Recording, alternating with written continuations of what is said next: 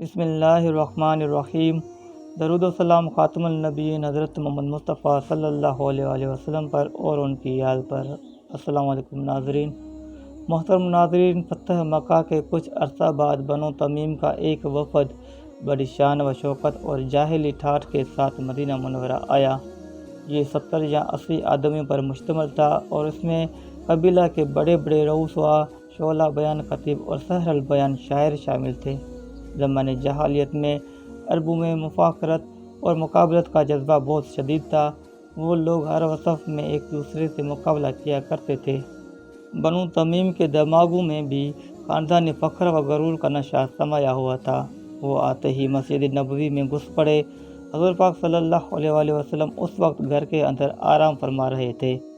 ان لوگوں کی بے باکی اور اکھڑا پن کی یہ کیفیت تھی کہ انہوں نے نہ تو حضور پاک صلی اللہ علیہ وآلہ وسلم کے باہر تشریف لانے کا انتظار کیا اور نہ اس بات کا لحاظ کیا کہ حضور پاک صلی اللہ علیہ وآلہ وسلم کس درجہ کی شخصیت ہیں، بلکہ آستانہ اقدس پر جا کر بے تحاشا آوازیں دینے شروع کر دی، محمد صلی اللہ علیہ وآلہ وسلم باہر آؤ اور ہماری بات سنو۔ حضور اقدس صلی اللہ علیہ وآلہ وسلم کو ان کا اکڑ پن ناگوار تو گزرا، لیکن آپ صلی اللہ علیہ وآلہ وسلم باہر تشریف لے آئے۔ آپ چاہتے تو ان لوگوں کو سخت سزا دے سکتے تھے، لیکن آپ صلی اللہ علیہ وآلہ وسلم کی شان و عفو و کرم دیکھیے کہ ان سے نہایت خندہ پیشانی سے ملاقات فرمائی۔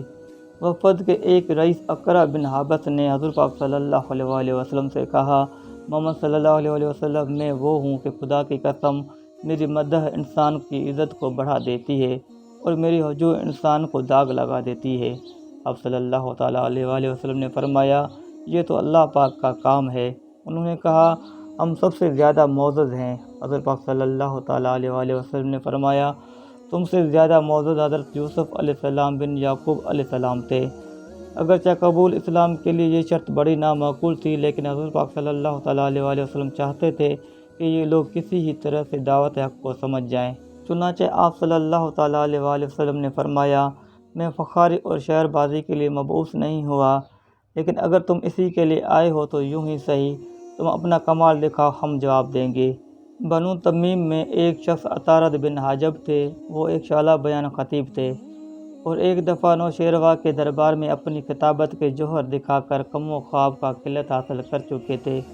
حضور پاک صلی اللہ تعالیٰ علیہ وآلہ وسلم سے اجازت پا کر وہ اٹھ کھڑے ہوئے اور مفاخرہ کا آغاز اپنی اس تقریر سے کیا، تعریف اس خدا کی جس نے اپنے فضل و کرم سے تاج و تخت کا مالک بنایا۔ اہل مشرق میں ہمیں سب سے زیادہ معزز کیا۔ ہمارے خزانے سیم و زر سے بھرے ہوئے ہیں جنہیں ہم فیاضی سے خرچ کرتے ہیں۔ لوگوں میں ہمارا مثل و نظیر نہیں۔ کیا ہم آدمیوں کے سردار اور ان میں صاحب فضل نہیں ہیں؟ اگر کسی کو یہ دعویٰ ہو تو وہ ہمارے قول سے اچھا قول اور ہمارے حالات سے اچھے حالات پیش کرے۔ اب مجھے جو کہنا تھا وہ کہہ چکا۔ عطارد یہ تقریر کر کے بیٹھ گئے۔ حضور پاک صلی اللہ تعالیٰ علیہ وآلہ وسلم نے ان کا جواب دینے کے لیے حضرت ثابت بن قیس انصاری رضی اللہ تعالیٰ عنہ کو اشارہ کیا۔ انہوں نے یہ خطبہ دیا، تعریف اس اللہ رب العزت کی جس نے زمین اور آسمان پیدا کیے، ان پر اپنا حکم جاری کیا، اپنی کرسی اور اپنے علم کو وسعت دی۔ وہ قادر مطلق ہے، جو کچھ ہوتا ہے اسی کی قدرت سے ہوتا ہے۔ اس کی قدرتوں میں سے ایک یہ ہے کہ اپنی مخلوق میں سے ہمارے لیے ایک پیغمبر مبعوث کیا جو سب سے زیادہ شریف النفس ہے، سب دنیا سے بڑھ کر راست گو اور سب سے زیادہ شریف الاخلاق ہے۔ پھر اس پیغمبر صلی اللہ تعالیٰ علیہ وآلہ وسلم پر ایک کتاب نازل کی اور اپنی خلقت کا اسے امانت دار بنایا، اور وہی وہ شخص ہے جسے اللہ تبارک و تعالیٰ نے سارے عالم سے برگزیدہ کیا۔ پھر اس نے لوگوں کو حق کی طرف بلایا تو اس کی قوم اور اقربا میں سے پہلے مہاجرین نے حق کو قبول کیا، جو نسب میں افضل ہیں۔ ان کے چہرے سب سے زیادہ روشن ہیں اور ان کے اعمال سب سے اچھے ہیں۔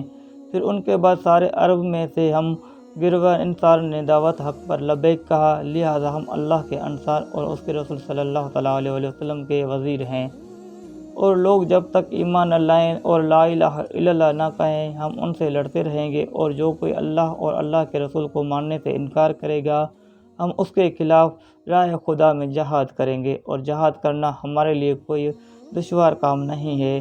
مجھے جو کہنا تھا کہہ چکا، اور اب میں تمام مومنین اور مومنات کے لیے بارگاہ الہی میں دعائے مغفرت کرتا ہوں۔ تقریریں ہو چکی تو اشعار کی باری آئی۔ بنو تمیم کی طرف سے ان کے سحر البیان شاعر زبرقان بن بدر کھڑے ہوئے اور اپنی قوم کی شان میں ایک پرزور قصیدہ پڑھا، جس میں خود ستائی تعلی اور نخوت کے سوا کچھ نہ تھا، تاہم اس کے زور بیان اور فصاحت و بلاغت میں کوئی کلام نہ تھا۔ حافظ ابن حجر رحمۃ اللہ علیہ نے اصابہ میں لکھا ہے کہ زبرقان کے اشعار سن کر خود نبی کریم صلی اللہ تعالیٰ علیہ وآلہ وسلم نے فرمایا، بعض تقریروں میں جادو ہوتا ہے۔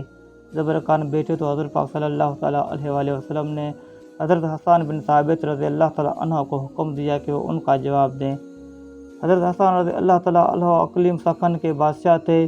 زمانہ جاہلیت میں شاہانہ غسان کے درباروں میں اپنے حسن کلام اور طاقت لسانی کو لوہا منوا چکے تھے۔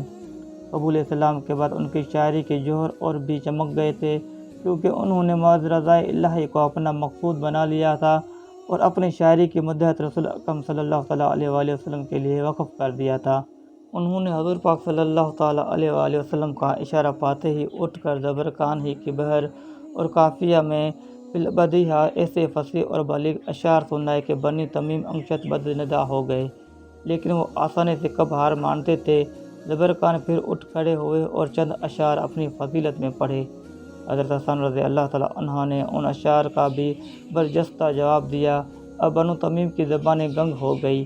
اقرع بن حابس جو خود بڑے فصیح البیان شاعر اور خطیب تھے اور جن کی اصابت رائے کا سارا عرب متعارف تھا، یہاں تک کہ متحارب قبائل اپنے جھگڑوں میں ان کو حکم جج یا ثالث بنایا کرتے تھے، بے ساختہ پکار اٹھے، باپ کی قسم محمد صلی اللہ علیہ وآلہ وسلم کا خطیب ہمارے خطیب سے بہتر ہے اور ان کا شاعر ہمارے شاعر سے افضل ہے، ان کا کلام ہمارے کلام سے زیادہ فصیح اور ان کی زبان ہماری زبان سے زیادہ شیریں ہے۔ اہل وفد نے ان کی رائے سے اتفاق کیا اور سب اسی وقت حلقہ بگوش اسلام ہو گئے۔ یہ لوگ چند دن مدینہ منورہ میں ٹھہرے اور قرآن اور عقائد دین کی تعلیم حاصل کی۔ محترم ناظرین، عطارد بن حاجب رضی اللہ تعالیٰ عنہ اسلام سے اتنے متاثر ہوئے کہ انہوں نے نوشیروان سے انعام میں پایا ہوا کم خواب خلط مدینہ کے بازار میں فروخت کر دیا، اس لیے کہ یہ ریشمی تھا۔ حضرت عمر فاروق رضی اللہ تعالیٰ عنہ کو معلوم ہوا تو انہوں نے حضور اقدس صلی اللہ تعالیٰ علیہ وآلہ وسلم کی خدمت میں عرض کیا، یا رسول اللہ صلی اللہ علیہ وآلہ وسلم، عطارد اپنا خلط جو اس نے نوشیروان کے دربار سے حاصل کیا تھا فروخت کر رہا ہے، آپ اسے خرید لیں۔